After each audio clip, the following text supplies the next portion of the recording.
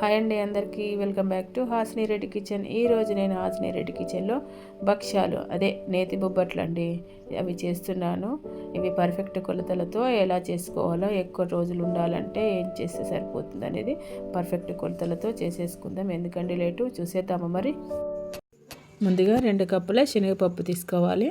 శనగపప్పు తీసుకునేటప్పుడు కొలిస్తే దాన్ని బట్టి మనం షుగర్ ఎంత వేసుకోవాలో తెలుస్తుంది కాబట్టి ఇలా తీసుకోవాలి. లేదంటే వెయిట్ ప్రకారమైన తీసుకున్నా సరిపోతుంది. పర్ఫెక్ట్ వెయిట్ తెలిస్తే సరిపోతుంది. దీన్ని మంచిగా కడిగేసి 1 గంట సేపు నానబెట్టుకోవాలి. నానబెడితే తొందరగా మెత్తగా కూడా ఉడుకుతుంది అన్నట్టు. తర్వాత మైదా పిండి కూడా నేను 2 కప్పులు తీసుకుంటున్నాను. మైదా పిండికి బదులు గోధుమ పిండి అయినా తీసుకోవచ్చు. లేదంటే మైదా పిండి సగము, గోధుమ పిండి సగమైనా తీసుకోవచ్చు. ఇదంతా కూడా పూర్తిగా జల్లెడ పట్టేసి లైట్గా సాల్ట్ వేయాలి. అలాగే 1 అర టీ స్పూన్ వరకు చక్కెర వేసేసి ఇదంతా కూడా నీళ్ళు వేయకముందు కలిపేయాలి. ఇలా కలిపిన తర్వాత ఒక 10 to 20 గ్రామ్స్ వరకు బటర్ వేస్తున్నాను నేను. బటర్కు బదులు నూనె అయినా వేసుకోవచ్చు, లేదంటే నెయ్యి ఉంటే నెయ్యి అయినా వేసుకోవచ్చు. నేను బటర్ ఉందనేసి బటర్ వేస్తున్నాను. ఇదంతా చిన్న చిన్న ముక్కల్లాగా కట్ చేసి వేసేయాలి, లేదంటే కరిగించైనా వేసుకోవచ్చు. ఇదంతా కూడా పిండికి పట్టేటట్టు మంచిగా కలిపేయాలి.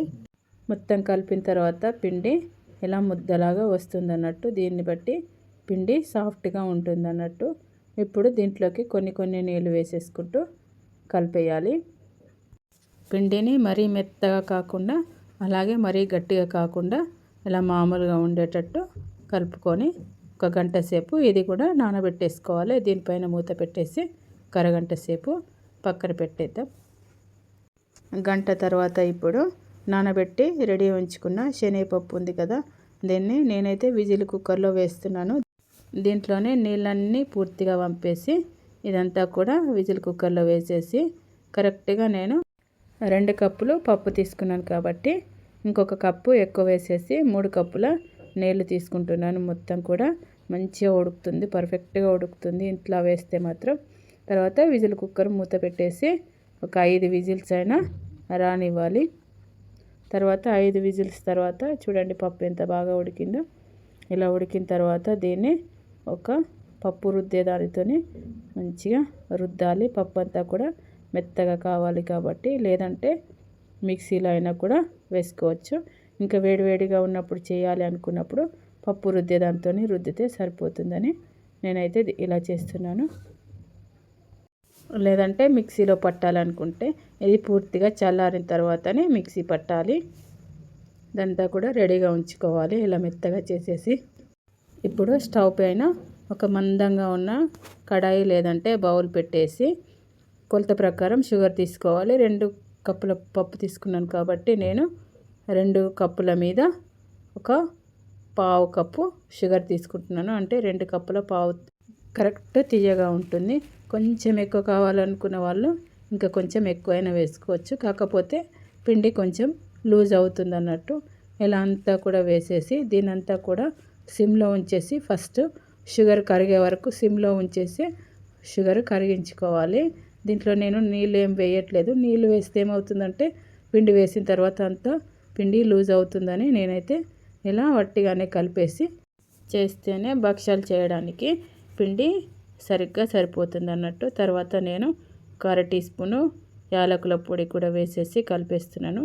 షుగర్ ఇలా అవుతుంది, మనం నీళ్ళు వేయలేదు కాబట్టి ఈ రకంగా అయిన తర్వాత ఇప్పుడు దీంట్లోకి మెత్తగా చేసి ఉంచుకున్న పప్పు కూడా దీంట్లో వేసేసి బాగా కలిపేయాలంతా కూడా. ఇప్పుడు స్టవ్ని మీడియం మంట మీదకి మార్చుకొని ఇదంతా కూడా మంచిగా కలిసేటట్టు కలపాలి. ఈ పిండి అంతా కూడా మంచిగా దగ్గరకు వచ్చేదాకా ఇలా కలుపుతూనే ఉండాలి. లేదంటే భక్ష్యాలు చేయడానికి పిండి సరిగా రాదు. ఇదంతా చక్కెర వేసిన తర్వాత ఇలా లూజ్ అవుతుంది కదా, దీన్నంతా కూడా కొంచెం మంటను ఎక్కువనే పెట్టేసి మళ్ళీ ఇలా బాగా కలుపుతూ ఉండాలి. లేదంటే మీడియం ఫ్లేమ్లో ఉంచేసి అప్పుడొకసారి కలిపినా కూడా సరిపోతుంది. ఈ ప్రాసెస్ అంతా చేయడానికి కొంచెం టైం ఎక్కువనే పడుతుంది. ఇదంతా కూడా కొంచెం ముద్దలాగా రావాలంటే ఇలా చేసుకోవాలి. మళ్ళీ ఇది ఎక్కువ టైం కూడా ఉంటుంది, అంటే 3 days 4 days అయినా కూడా నిల్వ ఉంటుంది కాబట్టి ఇలా చేస్తే పర్ఫెక్ట్గా ఉంటుంది అన్నట్టు. కలర్ కూడా పప్పు కలర్ చేంజ్ అవుతుంది చూడండి. గోల్డెన్ కలర్లో ఉందంటే షుగరు పర్ఫెక్ట్గా సరిపోయింది అన్నట్టు, లేదంటే సరిగా సరిపోలేదని అర్థమవుతుంది. పిండి కొంచెం తెల్లగా ఉన్నట్టు అనిపిస్తే దాన్ని బట్టి అర్థమవుతుంది అది ఇంకా షుగరు సరిపోలేదు అని. ఇది చల్లగా అయిన తర్వాత కొంచెం గట్టిగానే అవుతుంది. ఇలా వచ్చే వరకు అయితే చేసుకోవాలి. మనం ఎలా చెక్ చేసుకోవాలంటే కొంచెం తీసుకొని దాన్ని చేతిలోకి తీసుకొని చల్లగా చేసి ఇలా ఉండలాగా చేస్తే మాత్రం ఉండలాగా కావాలి. అప్పుడు మనకు అర్థమైపోతుంది పర్ఫెక్ట్గా వచ్చిందనేసి.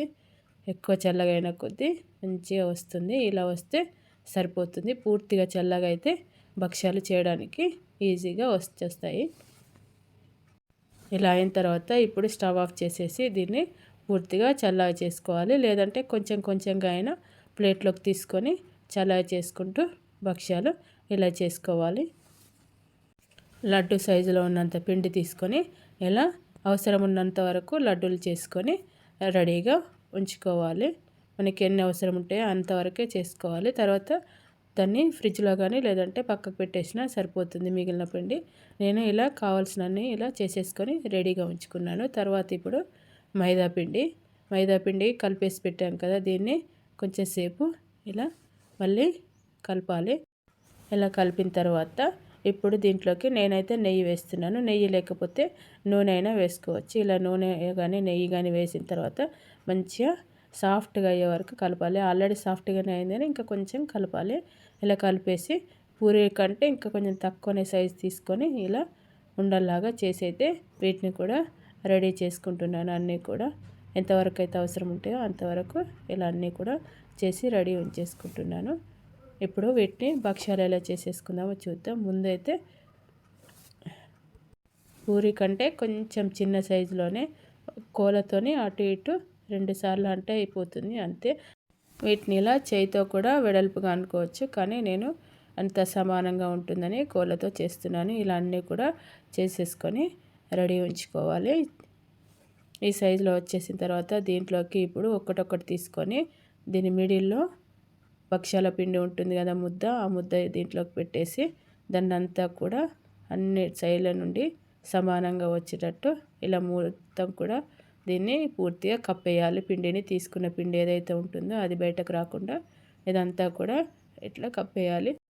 ఇట్లా పూర్తిగా చేసుకున్న తర్వాత దీన్ని ఉండలాగా మధ్యలో చేతిలో ఇలా అనేసి వీటన్నిటిని కూడా ఇలాగే చేసుకొని రెడీ ఉంచుకోవాలి. ఇలా చేసి పెడితే ఏంటంటే చేయడానికి ఈజీ అవుతాయి అన్నట్టు. ఇలాగే రెండోది కూడా సేమ్ అలాగే పిండిని మరీ సాగదీయద్దు, అలా అని మరీ తీయకుండా ఉండొద్దు. మామూలుగా ఇట్లా లైట్గా అంతా కూడా ఒక దగ్గరకు వచ్చేటట్టు ఇట్లా లైన్గా చేసేసుకుంటే సరిపోతుంది. ఈజీగానే చేసేసుకోవచ్చు. ఇదంతా కూడా ఇలాగే చేసుకోవాలి. అన్నీ కూడా నేను ఇలాగే చేసి రెడీగా ఉంచుకున్నాను. ఇవన్నీ ఇలా చేసి పెట్టుకోవడం వల్ల చేసేటప్పుడు ఏంటంటే హడావిడి అనేది ఉండవు, ఈజీగా చేసుకోవచ్చు. ఇవన్నీ చేసుకున్న తర్వాత దీని మీద ఒక క్లాత్ కప్పేసి ఉంచాలి. తర్వాత ఒక పల్చగా ఉన్న ప్లాస్టిక్ కవర్ తీసుకొని దానికంతా కూడా నెయ్యి కానీ లేదంటే నూనె కానీ అప్లై చేసేసి మనం తీసుకున్న ముద్ద అయితే ఏదైతే ఉంటుందో భక్ష్యాల ముద్ద దాన్నంతా కూడా ఇలా లైట్గా ఒత్తేసి ఇప్పుడు దీనిపైన కవర్ కప్పేయాలి. ఇంకో సైడ్ ఉంటుంది కదా కవర్ కొంచెం పొడవుగా ఉన్నది తీసుకోవాలి. తీసుకొని ఇట్లా దీనిపైన పూర్తిగా కప్పేసి వీలైనంత వరకు ఇట్లా చేతి వేళ్ళతోనే నున్నగా ఇట్లా అనేసేయాలి. పిండి ఈజీగా వీలైనంత పల్చగా చేసుకోవచ్చు. ఇదంతా కూడా అనేసి దీన్ని ఇప్పుడు కాలవడానికి రెడీగా ఉంచేసుకోవాలి. ఇప్పుడు స్టవ్ పైన పెనం పెట్టేసి అది లైట్గా వేడైన తర్వాత నెయ్యి కానీ లేదంటే నూనె కానీ వేసేసుకొని అది కొంచెం వేడైన తర్వాత రెడీ చేసి పెట్టుకున్న భక్ష్యాన్ని మెల్లగా కవర్ తీసేసి ఇది దానిపైన వేసేస్తే సరిపోతుంది. ఇలా వేసేసి కావాలంటే 2 సైడ్ల కూడా నెయ్యి వేసేసుకుంటూ మంచిగా కాల్చుకోవాలి. ఇప్పుడు రెండో సైడ్ కూడా ఇలా కొంచెం కాలిన తర్వాత దింపేసి మళ్ళీ కాలిన తర్వాత అటు ఇటు అనుకుంటూ కాల్చుకుంటే సరిపోతుంది. చేయితో సరిగా చేయడం రాని వాళ్ళు కోళ్ళతో కూడా చేసుకోవచ్చు. చపాతీలు చేసే కోళ్ళతో కూడా చేసేసుకోవచ్చు. దాంతో కూడా మంచిగా సన్నంగా వస్తాయి. ఇలా పిండి పెట్టేసి మళ్ళీ దానిపైన కవర్ వేసేసి కోళ్ళతో ఇట్లా అంతా కూడా చపాతీలాగా చేసేసుకుంటే ఇలా కూడా మంచిగా పల్చగా వస్తాయి. చేయరాని వాళ్ళ కోసం ఇలా అన్నట్టు ఇదంతా కూడా సమానంగా అనేసి సేమ్ ఇలాగే కొంచెం నూనె కానీ నెయ్యి కానీ వేసేసి దీన్ని కూడా 2 సైడ్ల కాల్చేసి పక్కన పెట్టేసుకుంటే సరిపోతుంది. చేసినవన్నీ కూడా ఇలాగే అన్నీ చేసేసుకోవాలి. ఈ భక్ష్యాలు ఎప్పటికప్పుడు వేడివేడిగా చేసుకొని తింటేనే బాగుంటాయి. చల్లగా అయితే అంత బాగుండవు. చేసిన పూర్ణం పిండి ఏదైతే ఉంటుందో, భక్ష్యాల పిండి ఏదైతే ఉంటుందో దాన్ని 3-4 రోజుల వరకైనా కూడా ఫ్రిడ్జ్లో పెట్టేయచ్చు. లేదంటే మనం చాలాసేపు ఉడికించినాం కాబట్టి బయట పెట్టేసినా కూడా పాడవకుండానే ఉంటుంది. మైదా పిండి మాత్రం ఎప్పటికప్పుడు కొంచెం ఫ్రెష్గా కలుపుకుంటే బాగుంటుంది.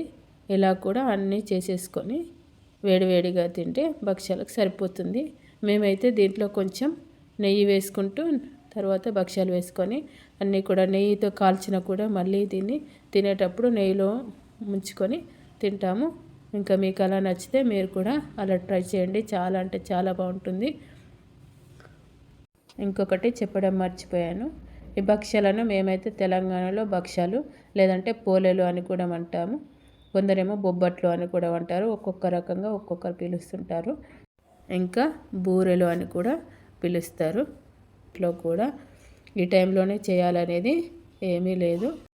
ఈ వీడియో మీకు నచ్చినట్టయితే వీడియోని లైక్ చేయడం, నచ్చిన వాళ్ళకి మీకు తెలిసిన వాళ్ళకి షేర్ చేయడం మర్చిపోకండి. అలాగే ఛానల్ని సబ్స్క్రైబ్ కూడా చేయండి మరిన్ని వీడియోల కోసము. అలాగే పైన గంట సింబల్ను కూడా టచ్ చేయడం మర్చిపోకండి. ఇప్పటి వరకు ఈ వీడియోని చూసినందుకు చాలా చాలా థ్యాంక్ యూ.